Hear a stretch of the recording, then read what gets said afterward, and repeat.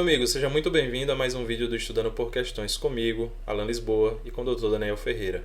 No vídeo de hoje nós vamos abordar um tema que é muito recorrente na prova do Revalida, INEP, que é o tema de hérnias inguinais. Hoje a gente vai resolver algumas questões de anos diferentes para vocês entenderem qual é a lógica da questão que aborda o tema de hérnia inguinal, tá bom? Sem mais delongas, só fazendo aquele breve momento de merchan, né? Lembra que nós temos todas as questões da Revalida 2020 resolvidas e comentadas, tá? O link é o primeiro link aqui da descrição, você pode acessar e adquirir esse conteúdo resolvido por mim e pelo Dr. Daniel Ferreira através do Hotmart, tá bom? Se for do seu interesse, clica no link, compra o material que isso apoia bastante o nosso trabalho, tá bom? No mais, deixa o seu like, se gostar do conteúdo, ativa os sininhos da notificação e se inscreve no canal, beleza? Vamos para o vídeo. O tema de hérnia inguinal é um tema muito extenso quando você estuda ele na sua completude. Só que para as questões do Revalida vocês vão perceber que não é necessário saber todos os aspectos do tema. É importante você saber o quê? Diagnosticar e saber conduzir o tema, tá bom? Considerando que o aluno que faz a prova de revalidação, o médico que faz a prova de revalidação, ele é um médico que é clínico geral, e ele tem que direcionar esse paciente que o tratamento é 100% cirúrgico. O que você vai precisar determinar é como você vai fazer isso e vai precisar também, antes de qualquer coisa, diagnosticar, né? Então, começando o tema, como é de costume, já vou deixar para vocês aqui a nossa referência bibliográfica, que é o Seibston, dessa vez o Tratado de Cirurgia, tá? Ele serviu como referência bibliográfica para algumas questões que foram abordadas agora no Revalida 2020, foi o último realizado, teórico, né? E muito provavelmente também servirá como referência bibliográfica para o Revalida 2021 que está por ocorrer nos próximos dias, né? Então fica aí a referência, é um livro muito extenso, realmente é um tratado, né? Não é um simples livro, é o livro referência aí tanto na medicina norte-americana como aqui na medicina no Brasil, tá bom? De uma forma geral, as hérnias elas são definidas como uma protusão anormal de um órgão ou de um tecido por um defeito em uma das paredes circundantes. Elas podem ocorrer em qualquer região do corpo, certo? Mas a região abdominal ela é mais predominante, o aparecimento das hérnias. É nela que aparece a maior parte das hérnias e, como de costume, o Revalida ele costuma abordar temas que são recorrentes no dia a dia médico. E as hérnias inguinais são as mais recorrentes entre as hérnias que aparecem através da parede abdominal, tá bom? Então é nelas que a gente vai focar hoje, é o tema de hérnia mais importante que vocês precisam saber, que nós precisamos saber. E cada aspecto que eu trago aqui para vocês são aspectos que são importantes para a prova, tá bom? Primeiro vamos a alguns conceitos. Cerca de 75% de todas as hérnias ocorrem na região inguinal. Então veja aqui. É muito disparado, né? Estatisticamente falando, a incidência dessas hérnias na região inguinal. Por isso que elas são tão abordadas, como vocês vão ver mais para frente, na cronologia das questões de prova. Os homens eles são 25 vezes mais propensos a ter hérnia inguinal do que as mulheres, certo? Segundo o Seibston. A hérnia inguinal indireta é a hérnia mais comum. Então, assim, a chance de ser uma hérnia inguinal indireta ela é muito alta em relação à direta. É claro que aqui a gente já está partindo de um ponto do tema onde eu estou deduzindo que você já estudou o tema e você sabe do que eu estou falando. Até porque a gente está se preparando para uma prova de revalidação. É para isso que você veio buscar esse vídeo, certo? Então, se você não está entendendo o que eu estou falando aqui nesse momento, eu aconselho que você pause o vídeo, dê uma revisada no conteúdo, veja a diferença de conceitos como hérnia direta, hérnia indireta, tá bom? Para poder dar o segmento e você entender isso aqui e aplicar nas suas questões de prova, certo?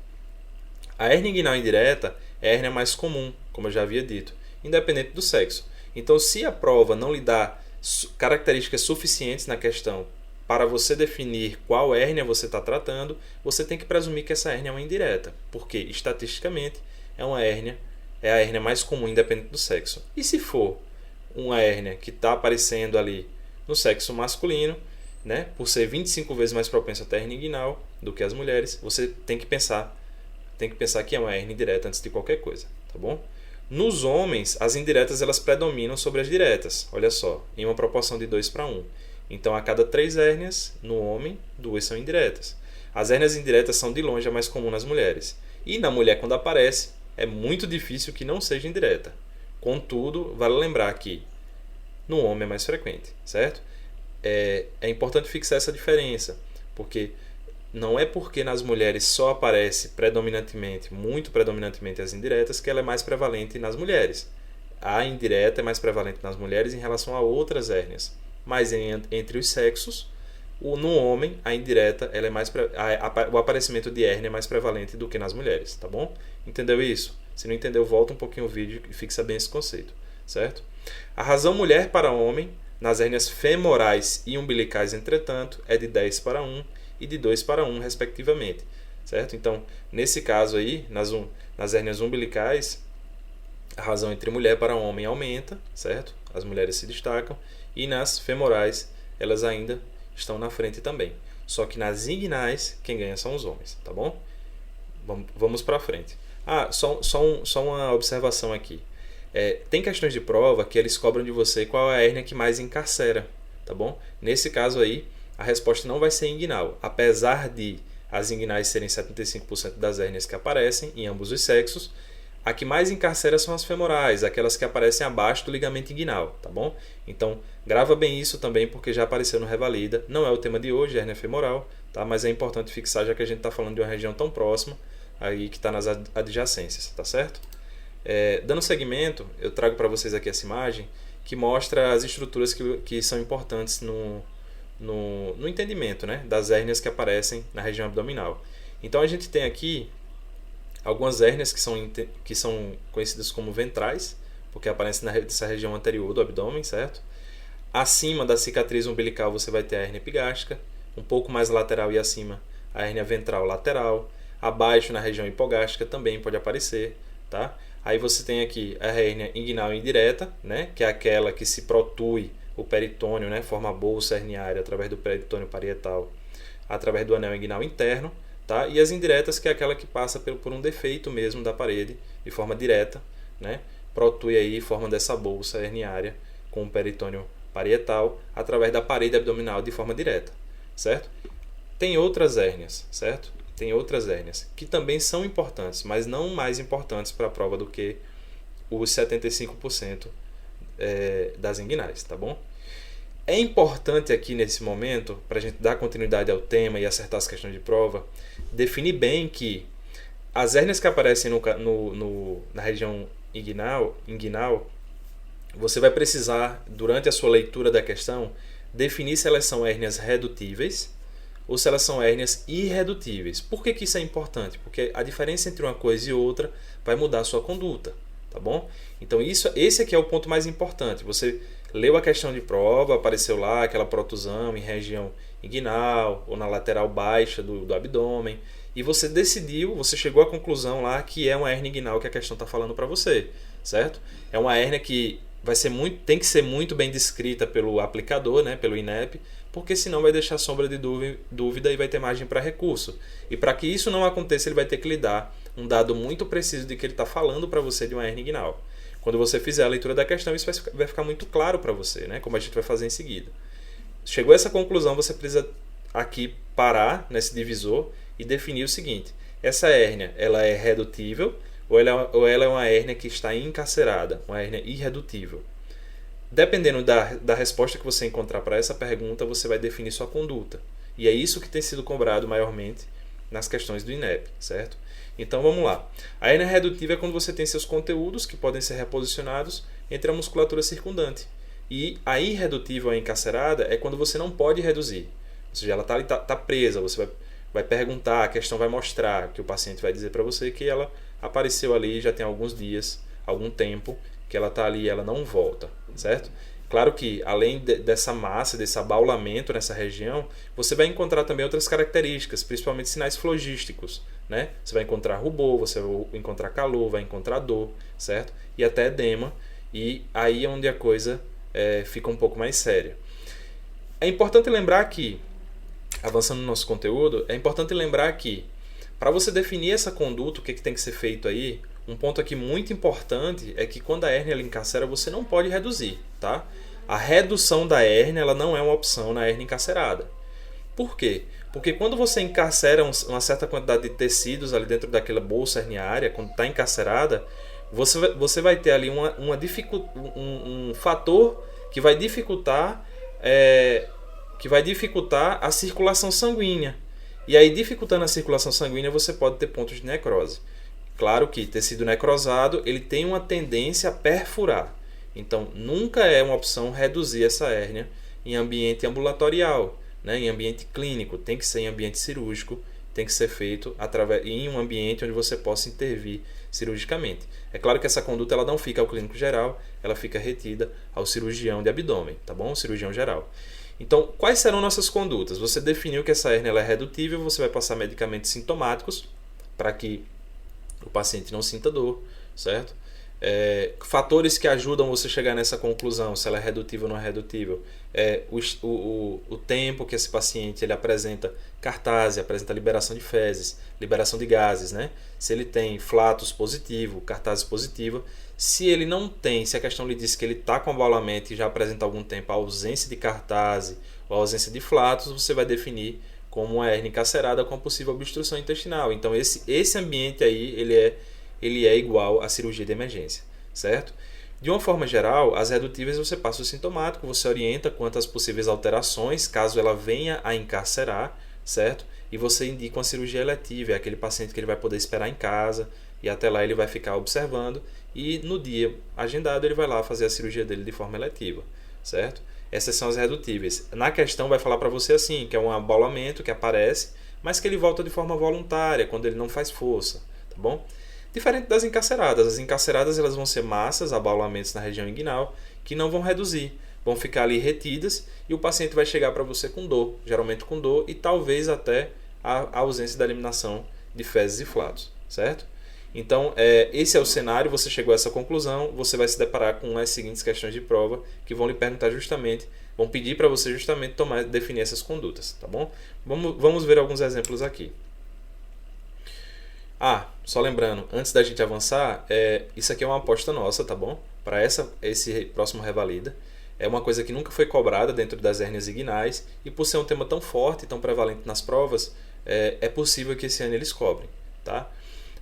Essa classificação aqui se chama classificação de Nierhuus, que ela é utilizada só para hérnia inguinal. Você tem 4 tipos de itens na classificação. O tipo 1, que é quando você tem uma hérnia inguinal indireta, que a gente já conversou aqui, já sabe que é a mais comum, que ela acontece através do anel inguinal interno, né? E esse anel inguinal interno ele está normal, ou seja, está até no máximo 2 centímetros, digamos assim, né? Tem outras classificações que elas falam em tamanho. Essa aqui do Sabiston não fala. A do tipo 2 você tem uma hérnia inguinal ainda indireta, tá? Só que dessa vez você já tem um anel inguinal interno que ele está dilatado, tá bom? Ele está aumentado, ele está maior a 2 centímetros, né? Segundo outras bibliografias. A do tipo 3 você vai subdividir ela em tipo 3A, 3B e 3C. A 3A você vai ter uma hérnia inguinal direta, já mudou agora o perfil da hérnia. A do tipo 3B você vai ter uma hérnia inguinal indireta novamente, só que dessa vez você vai ter um anel inguinal interno dilatado, invadindo os limites medialmente ou destruindo a face transversal do triângulo de Hasselbalch, tá? Que presumo eu que você já saiba quais são as estruturas que delimitam esse triângulo, tá certo? E a do tipo 3C é uma hérnia femoral, é aquela que a gente falou, que eu mencionei para vocês no início do vídeo, que ela aparece por baixo do anel inguinal, certo? Por baixo dessa estrutura, que é aquela que é mais facilmente encarcerável, tá bom? A do tipo 4 já são as hérnias reincidivadas. Se é uma hérnia que ela reapareceu, né, após uma intervenção cirúrgica, ela reincidivou.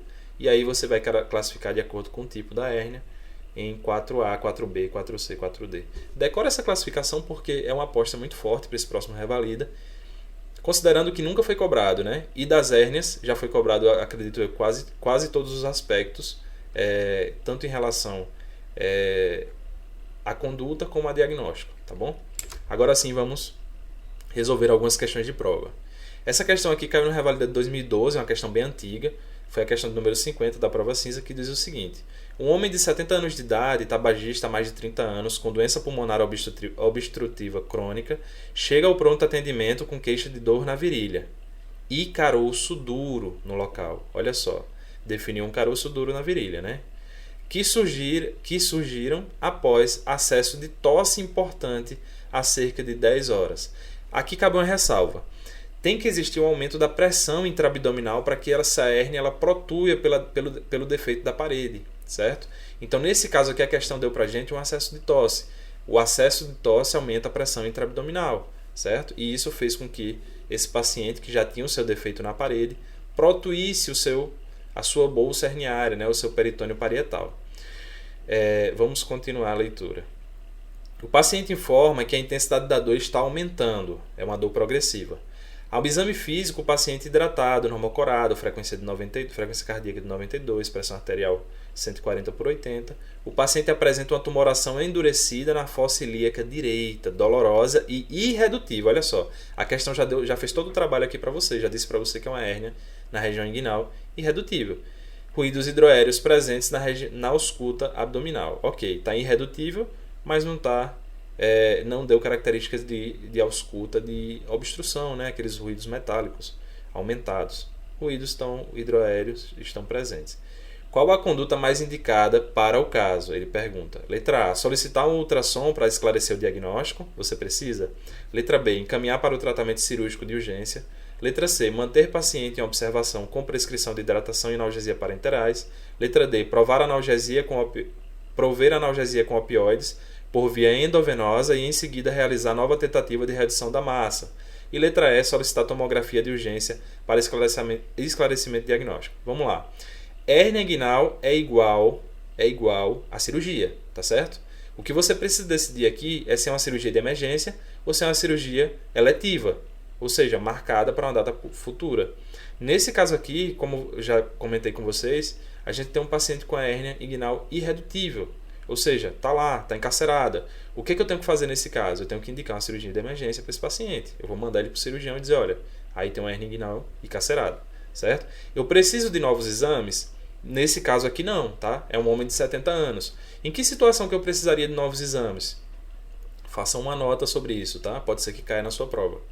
Eu tô ali fazendo o exame de uma criança, 7 meses, 6 meses, uma criança muito novinha, né?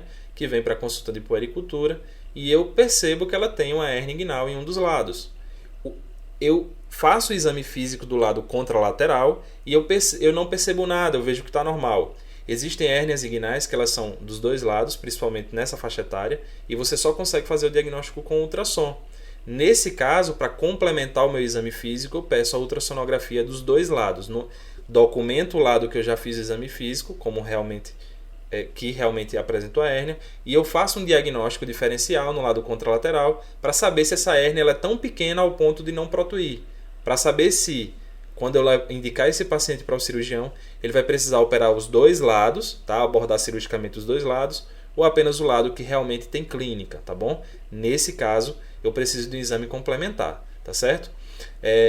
No mais, quando você tiver, e de qualquer forma também, mesmo nessa faixa etária, olha só as condutas não mudam. Mesmo nessa faixa etária, tá? Não se confunda. Se a hérnia dessa criança, mesmo que de 6, 7 meses, ela estiver encarcerada, a conduta vai ser cirúrgica, tá bom? Eu preciso indicar a cirurgia como primeiro ato. Ele tem que ir para a emergência e o cirurgião tem que operar ele, tá certo? Para evitar complicações.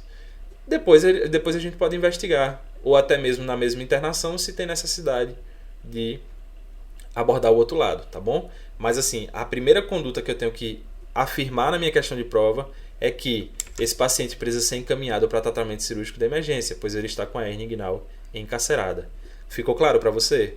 Se gostou do vídeo até aqui, já deixa o seu like. Manda esse vídeo aqui para aquele seu amigo que você sabe que também está estudando para a questão de revalidação de prova. Talvez isso aqui tire algumas dúvidas e deixe a prova mais clara para ele, certo? Vamos para uma próxima questão aqui. Essa questão é de 2013, é da prova vermelha, questão número 40. Vamos ver o que ela fala. Homem de 22 anos de idade procura a unidade básica de saúde do seu bairro com náuseas, vômitos e caroço doloroso na virilha. Informa que há 3 anos essa massa aparece quando faz esforço e desaparece ao deitar-se, mas desta vez se mantendo há 2 dias, ou seja, encarcerou. Ok? Vocês concordam? Ao exame físico, paciente em bom estado geral e aumento do volume na região inguinal e do escroto direito, com dor à palpação, certo? Nesses casos aqui, você pode até se deparar com a hérnia ígneo-escrotal. Será que é o caso? Parece ser. certo? Mas isso vai mudar a sua conduta? Não vai mudar. O que importa para a sua conduta é se ela é encarcerada ou não. Nesse caso aqui parece muito estar encarcerada, tá bom? Parece não, está encarcerada, né? Então a nossa conduta vai ser o quê? Cirurgia de emergência. Vamos procurar nas questões onde é que tem uma cirurgia de emergência? Administrar relaxante muscular, colocando o paciente em posição de Trendelenburg com tentativa de redução. Nunca se reduz uma hernia encarcerada, a não ser por método cirúrgico. Letra B. Encaminhamento do paciente ao serviço de urgência do hospital com pedido de avaliação imediata pelo cirurgião. Por enquanto, letra B, né? Letra C. Tentativa de redução manual. Já vou parar de ler aqui. Letra D. Transluminação do escroto para tentar diferenciar a hernia inguinal de hidrocele comunicante. Isso aqui não muda minha conduta não, tá? Eu tenho que mandar ele do mesmo jeito para a emergência, até porque a hérnia dele, até que se prove o contrário, é uma hérnia irredutível. Letra E. Prescrição de antiemético, solicitar ecografia da região escrotal. Não preciso complementar o exame. Ele tem uma tumoração que está encarcerada, eu tenho que fazer para ele o encaminhamento do paciente para o serviço de urgência, certo? Do hospital, com pedido de avaliação imediata do cirurgião. A resposta aqui é a letra B, é o gabarito da questão. Vamos ver mais uma questão de hernia inguinal. Cai muito, ó. Veja que eu já mostrei de 3 anos seguidos para vocês aqui. Seguidos não, né? Quase seguidos. 2012, 2013 e agora 2015, da prova vermelha, questão número 12. Um paciente de 27 anos de idade procura a unidade básica de saúde preocupado com abaulamento em região inguinal à direita, que surgiu há 2 meses. Nega outras queixas. No exame clínico, ele tem MC de 20, tá ok, e não há sinais flogísticos locais. A massa de cerca de 5 centímetros é facilmente redutível. Olha só, esse aqui é um aspecto já diferente, né? Ao exame clínico não apresentou dor ou qualquer outro achado, ou seja, um paciente que ele tem uma hernia inguinal, mas facilmente redutível. Esse paciente aqui eu não preciso intervir de forma emergencial nele. Qual das condutas a seguir é a mais indicada? Olha só, são 3 questões de hernia inguinal por 3 anos do Revalida e as 3 estão lhe perguntando a conduta. Então você tem que consolidar esse conhecimento muito bem na sua cabeça. Se você for sem isso para a prova, é possível que você perca aí uma ou até mais questões. Letra A. Eu vou orientar sobre os riscos de encarceramento, obstrução e estrangulamento e vou encaminhar para agendamento de cirurgia. Essa resposta aqui está perfeita, né? Mas vamos ver as outras. Letra B. Orientar sobre o tratamento conservador e sugerir medidas paliativas, considerando o risco de recidiva pós-cirúrgica. Tá, isso aqui poderia ser, só que o tratamento de hernia inguinal a gente sabe que não é conservador. O tratamento de hernia inguinal é cirúrgico, então ele vai precisar passar por um procedimento cirúrgico. Você dizer para ele que o tratamento conservador resolve, você vai estar mentindo para o seu paciente, né? Então isso aqui não existe, tá? Não pode ser conservador nunca, na hernia inguinal. Letra C. Encaminhar o serviço de urgência para a correção cirúrgica devido ao risco de estrangulamento e isquemia intestinal. Existe um risco? Existe. Mas esse paciente aqui não está com a hernia encarcerada, a conduta não é serviço de urgência, tá? A conduta é cirurgia eletiva. Letra D. Tranquilizar o paciente, orientar e evitar esforços físicos, tais como carregar peso e ensinar a reduzir manualmente a hérnia. Você não precisa ensinar ele a reduzir, você precisa ensinar ele a reconhecer os sinais de encarceramento, certo? A conduta aqui vai ser tratamento sintomático, caso ele esteja sentindo alguma coisa, orientar quanto às possíveis complicações e a buscar o serviço de emergência caso venha a encarcerar essa hérnia, certo? Não reduzir, ele não pode reduzir. Se você ensinar isso para ele, ele reduzir em casa e essa hérnia perfurar, tá? Por isquemia, né?